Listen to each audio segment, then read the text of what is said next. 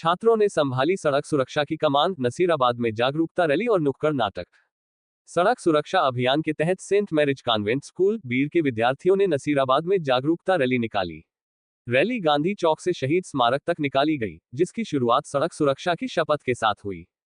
छात्र छात्राओं ने पोस्टर बैनर के माध्यम से यातायात नियमों की जानकारी दी और हेलमेट बोझ नहीं, सुरक्षा है विषय पर नुक्कड़ नाटक प्रस्तुत किया।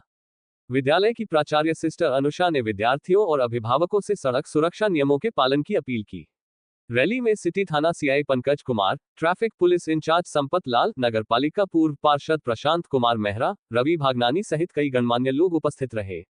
आप देख रहे हो एक्टिव न्यूज राजस्थान, हर खबर पर नजर।